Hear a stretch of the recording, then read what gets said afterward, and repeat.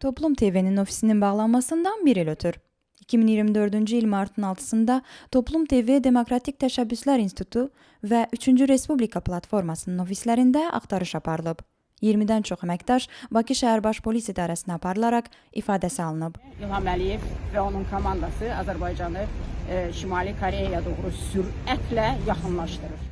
2 gün sonra Xətai rayon məhkəməsinin qərarı ilə Demokratik Təşəbbüslər İnstitutunun rəhbəri, həmçinin Resplatformanın spikeri Akif Qurbanova, Demokratik Təşəbbüslər İnstitutunun əməkdaşları Əli Zeynala, Ramil Babayeva, İlkin Əmrahova və Toplum TV-nin əməkdaşları Müşfiq Cəbbara, Elmir Abbasova və Fərid İsmailova qarşı qaçaqmalçılıq maddəsi ilə cinayət işi açılıb.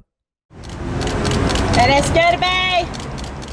Eyni gün Toplum TV-nin təsisçisi Ələsgər Məmmədli və 3-cü Respublika platformasının qurucu heyət üzvü Ruslan İzzətli də bu iş üzrə həbs ediliblər. Elmir Abbasov və Fərid İsmailov isə ev dustaqlığına buraxılıb.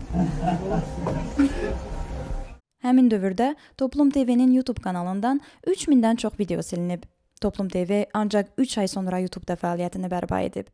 Peşə fəaliyyətinə görə sənə qondarma bir cinayət işi açıla bilər, redaksiyan bağlana bilər, işsiz qala bilərsən, ölkənin çıxışına stop qoyula bilər. Və bunların əksəriyyəti mənim özümün başıma gəldiyi üçün 2025-ci il yanvarın 17-sində Toplum TV-nin jurnalisti Fərid İsmailov həbs edilib. Əgər əvvəl ayrı-ayrı fərdləri saxlayırdılarsa, onların demək ayrı-ayrı jurnalistlərin fəaliyyətinə məhdudiyyət var idisə, indi bütövlükdə media qurumlarının fəaliyyətini iflic eləməyə çalışırlar və bərpa olunmaq üçün də təbii ki, vaxt lazımdır. Fevralın 5-də isə kanalda aparıcı və redaktor olmuş Şahnaz Bəylər qızı 6 ittiham üzrə şübhəli şəxs qismində saxlanılıb. Məhkəmə onun haqqında 3 ay 15 gün həbs qərarı verib.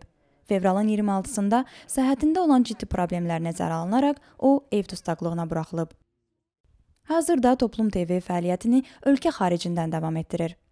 Həbsdə olanlar günahsız olduqlarını, sifarişlə həbs edildiklərini bildirirlər.